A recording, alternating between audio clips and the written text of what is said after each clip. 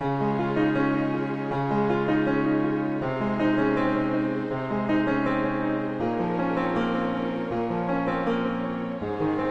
matatapos na talaga ang maliligayang araw ni VP Sara Duterte. Ito nga ay matapos ilabas ng Quadcom ang warrant of arrest laban sa alkalde.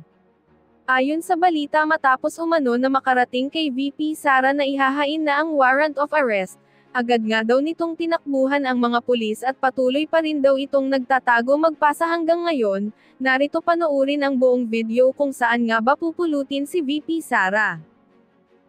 Good morning po, sir. Sir, yung House po nag-request na ng kwarto sa Senate na gagamitin po ng prosecution panel.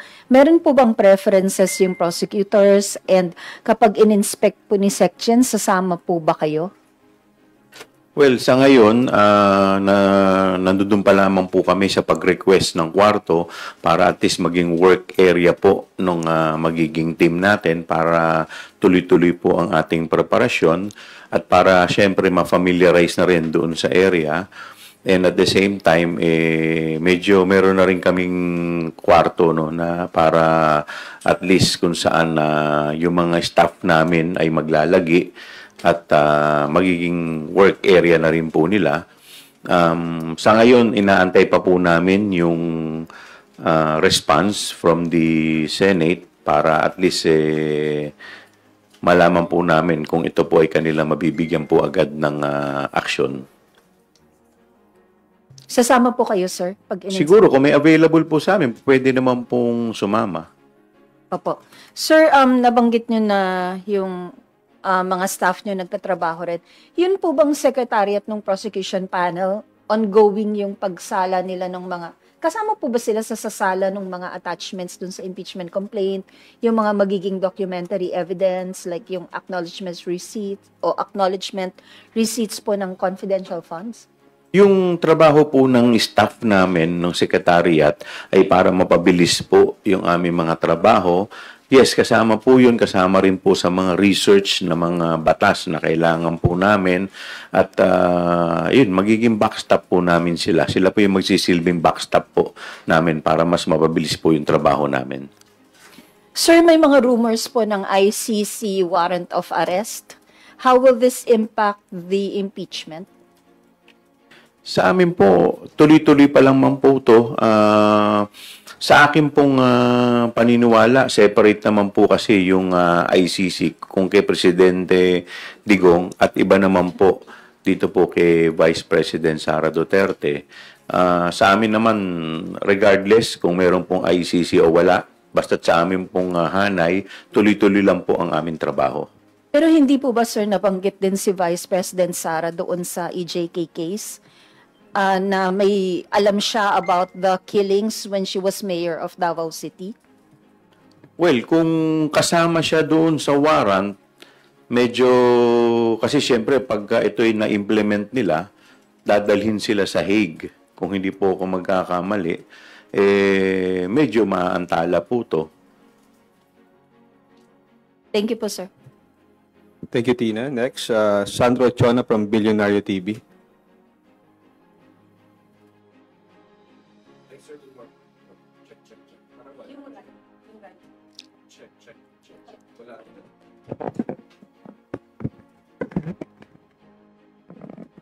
Sir, yun nga po, nasa ibang bansa yung dating Pangulo and si VP Sara. What do we make out of it?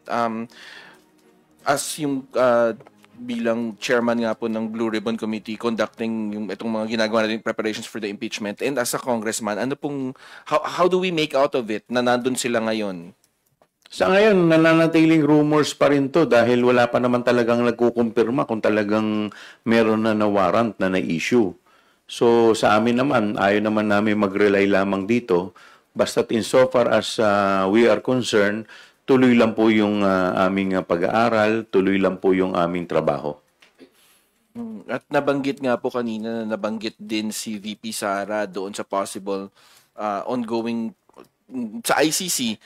Hindi po ba magkakaroon ng push and pull kung kunwari kailangan nilang pumunta doon sa The Hague or kailangan siyang nandoon tapos mayroong ongoing impeachment dito sa Pilipinas?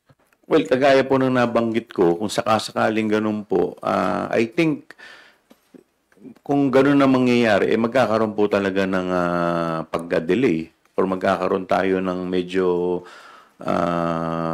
problema dito sa impeachment. Sige sir, yun na lang po muna on my. Before Mela, Marian Enriquez from TV5. Sir, follow-up lang po sa ICC and yung possible involvement nga po ni VP Sara regarding that. And we also know po, nakalatag po sa articles of impeachment natin, sa Article 5 na respondent committed other high crimes including the high crime of murder and conspiracy to commit murder.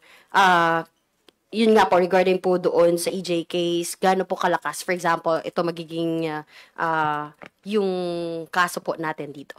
Kung hindi po ako nagkakamali, yan ay nasa Article 5 ng ating impeachment complaint. Insofar as we are concerned, mayroon pong testimonial evidence na si Las Cañas. So, may direct evidence na nagpapatotoo po nito. Kaya po, kung tatanungin po ninyo kung gaano kalakas dahil meron pong testimonial evidence, masasabi ko po na matibay at malakas po. Tingin niyo, sir, are we confident makakuha rin tayo ng conviction dito sa Article 5 kung aabot ng Article 5? Tama po kayo. Thank you, sir. Thank you, Marian. Mela Lismoras from PTV4. Hi, good morning, Kong Joel. Follow-up lang din po dun sa ICC issue. Sabi po kasi ni PCO Secretary J. Ruiz, we've heard that an arrest warrant has been issued.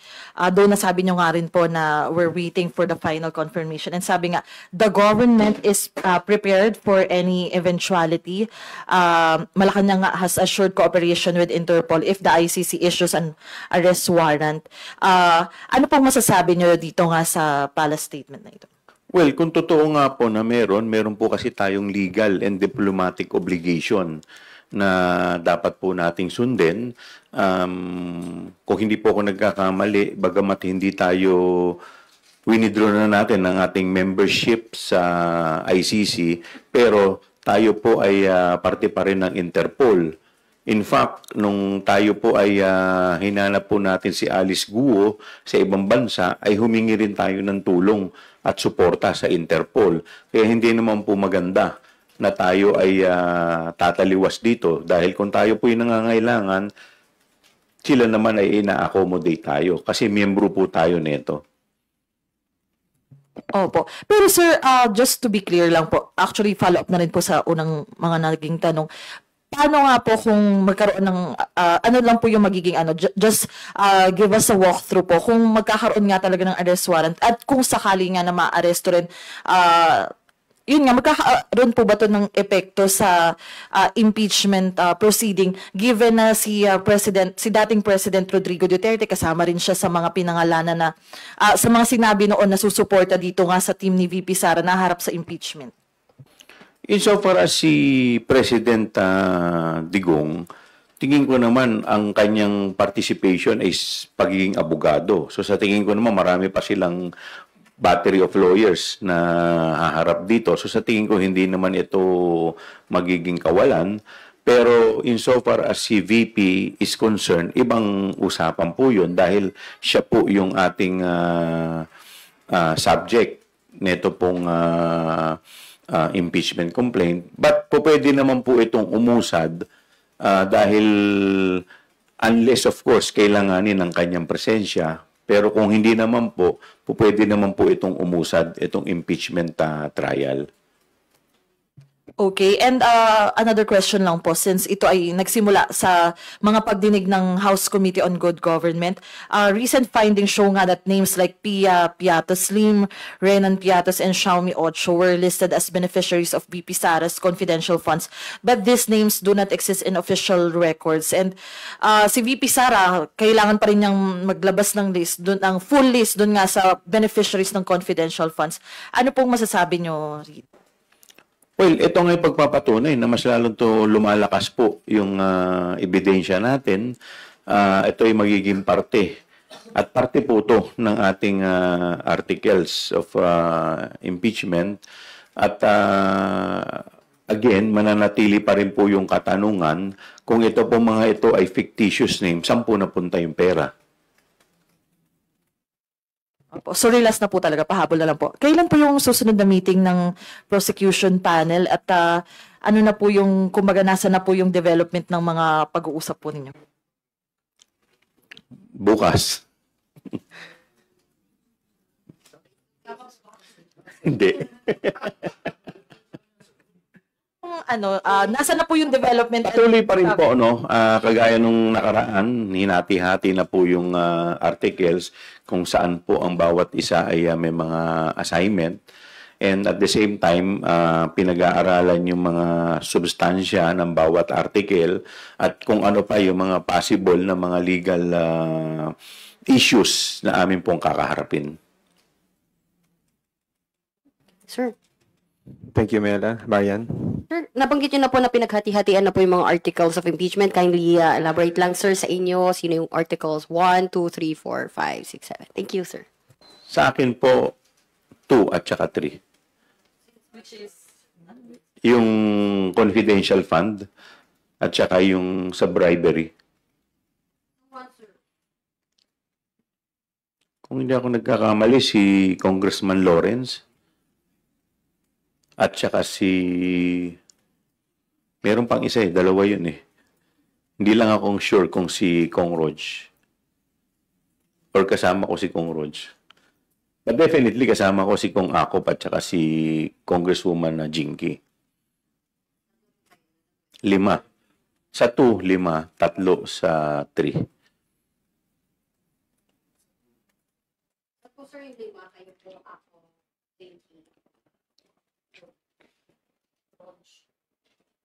Si Rog yata yung isa eh. Hindi ko na maalala kung sino ba yung isa. I will verify. I will verify. Sige po. We will verify.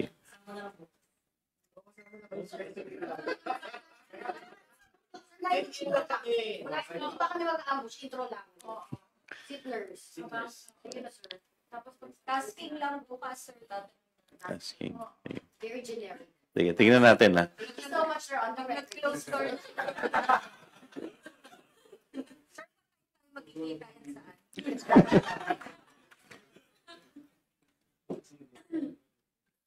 Sir, mas higit lang ng isa.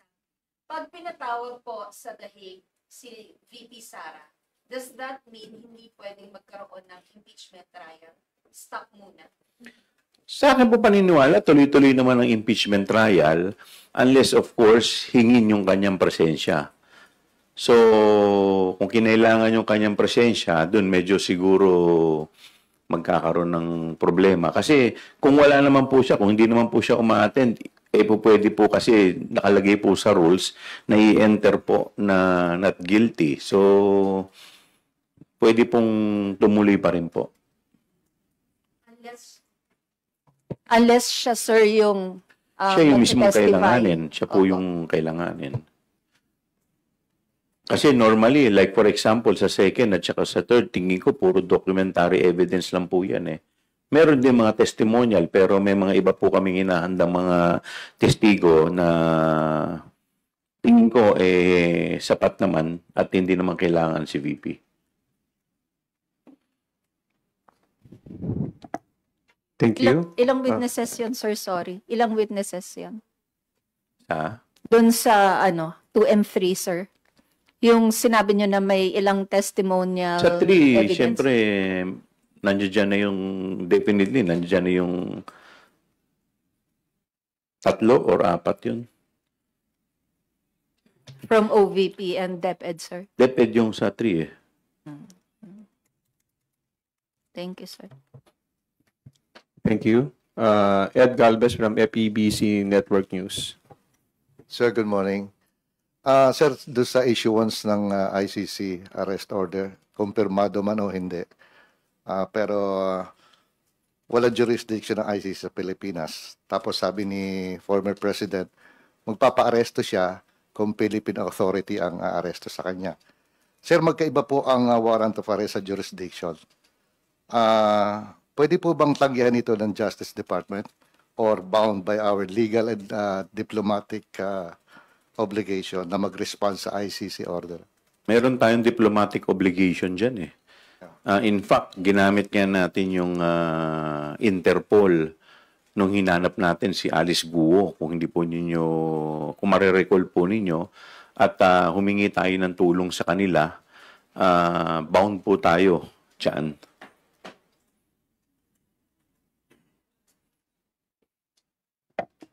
Okay ka na, Ed? Rosalie Cos from UNTV. Good morning po, Kong. Kung kanina nabanggit niyo po na may sure conviction po kayo doon po sa Article 5 ng impeachment po against the VP. Can you elaborate what made you say so? And ano po ba yung pinaka matibay ninyong ebidensya na nakalagay na din po doon sa Article of Impeachment? Well, unang-una talaga, kung ako po tatanungin yung pinakamatibay po dyan, yung Article 1 to 3. Pero ito po kasing dito po sa sinampa po namin sa Articles of Impeachment, 7 lamang po to. At ito po talaga ay pinag-aralan at pinili po from the previous na mga complaint at saka tinignan po namin kung ano po talaga yung sa tingin namin talagang back with evidence. So dito po, isa na po dito sa Article 5 ay yung salaysay po ni Las Cañas, kung hindi po ako nagkakamali. With regards po dun nung Davao City Mayor pa po Yes, nung Davao City Mayor ano po yung si particular VP. na involvement po ni VP Sara noon? Meron siyang binanggit which was quoted in that article, pero hindi ko masyadong ma-recall. Oh, alright. Pero kinuha yun sa sa Quadcom. Sa Quadcom po kinuha yun. Wala pa pong confirmation sa ICC kung meron silang inilabas na arrest warrant, pero may mga reports po. Sa tingin niyo po, paano po ba dapat umakto ang PBBM admin if indeed meron pong arrest warrant against the former president and kasama rin po si VP Duterte? Sa atin kasi parang assistance lang yun sa atin kung hindi po ako magkakamali dahil malamang yung arrest warrant ibibigay po yan sa DOJ or sa PNP. Dahil yung police ay hawak po ng DILG, malamang DILG tsaka DOJ. And sa DOJ naman po kasi yung NBI. So tingin ko yan pong dalawang yan ang talagang mangunguna po dito. Kung sakasakali dahil as we speak, rumors pa rin po ito puro mga sabi lang po nino, puro hearsay pa lang po ito, wala naman po itong confirmation.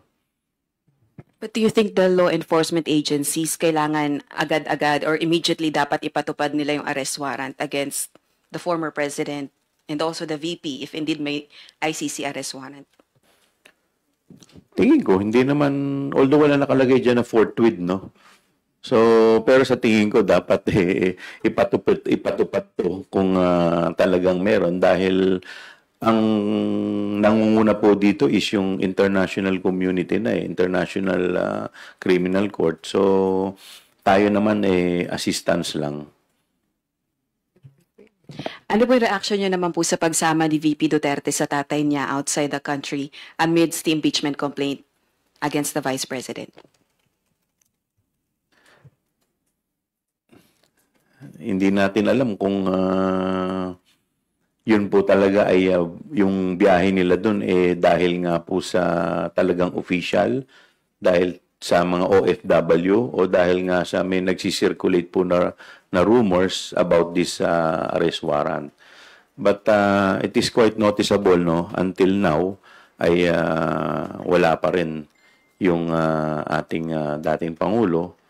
At kung makikita po ninyo, yung pong crowd po nila doon ay yung KOJC. So, hindi naman po talaga yun na OFW na pangkalahatan. It was a set-up program kung saan lang KOJC po ang kanilang captured audience. Thank you, Rose. Paige Xavier from ABS-CBN. Hi, sir.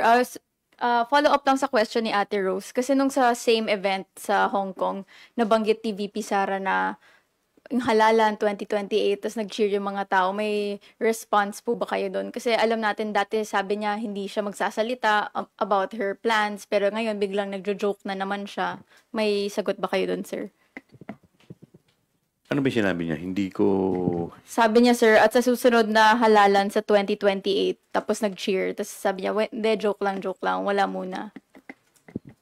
Well, we will just take it as a joke. Sir, balik lang ako dun sa nabanggit nyo kanina na magkakaproblema kung matuloy nga tong warrant of arrest ng ICC. Delay ba, sir, yung nakikita nyong problema or ano exactly po yun? Well, titignan natin kung ano yung... Kasi ngayon nga pong walang ICC, marami na pong pinapile na kung ano-ano yung kabila na mga sa aming paniniwala ay mga legal maneuverings. No? So kung magkakaroon ng ganito, so I'm sure gagawa na naman sila ng mga another mga legal maneuvering. So antayin na lang natin. So bukas siguro baka maging topic din namin kung ano yung mga possible na mangyayari because of this rumors kung sakasakali.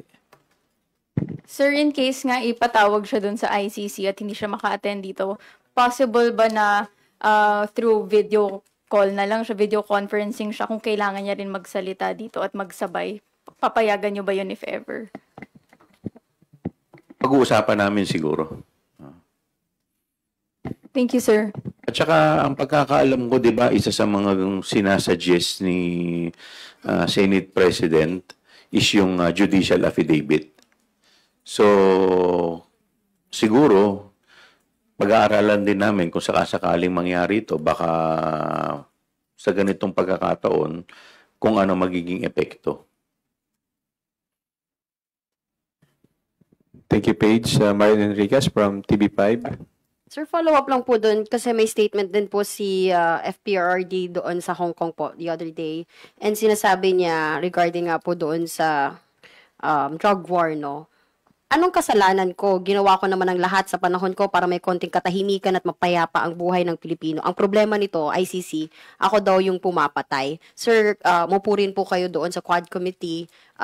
Any comments or regarding po dito sa kanyang statement? Well, unang-una, meron tayong tinatawag na rule of law. Pangalawa, kaya po siya nililitis ng ICC dahil nga po sa crimes against humanity, kung saan libo-libo po sa mga kababayan po natin ang hindi nagkaroon ng pagkakataon na malitis. So at dito po sa kanila naging war on drugs, marami po ang mga naging biktima ng extrajudicial killing. So ngayon, hindi naman po lahat yan ay involved sa droga. Karamihan po dyan, puro mga kababayan po natin na mga nasa baba or mga miyembro po ng mga masasabi natin na talagang walang kalaban-laban. So kung talagang ang purpose natin dyan ay dragon war, sa dami po ng mga nangyari, parang nagkaroon po ng mass killing nung panahon na yon. So ito po yung naging subject ng ICC. Kaya at halos lahat po at mayroon po mga positive at testimonial evidence na ito po ay utos ng ating dating Pangulo. Ngayon, kung sa tingin po niya ay wala po siyang kasalanan, sa tingin ko ito na rin yung pagkakataon para masagot itong mga akusasyon sa kanya sa ICC. Dahil hindi naman po porke may linlabas na warrant of arrest ay ibig sabihin guilty na po siya. Ito po ay lilitisin pa lamang at hihingin yung kanyang panig. So kung makukumbinsi po niya yung International Criminal Court na siya po ay wala talagang kinalaman dito, sa akin po ng paniniwala, mabibigyan naman po siya ng tamang hustisya. Thank you, sir. And nabanggit niyo po kanina na yung arrest warrant hindi naman forthwith, no, yung pagsaserve. So balik lang tayo ulit dito sa impeachment trial. ano po ulit yung inyong stand dito? So can we say na mauna pa ba yung arrest? Ano no? Sir, what's your stand na hanggang ngayon wala pa ring response? Kumbaga, itong Senate, lalo na kung room lang naman po yung nire-request ninyo, you sent it last week, and until now, I guess wala pa po yatang response sa inyo, and you requested for March 11 inspection, and until now, wala pa rin po response. Siguro bukas part po yan ang pag-uusapan po namin kung ano yung magiging next move ng aming team. Kung magfa-file po kami ng motion at kung ano pa po yung po pwede namin gawin. So, isa po yan sa magiging topic po namin bukas. Thank you, Marian. For today's last question, we call on Earl Tobias from IBC 13.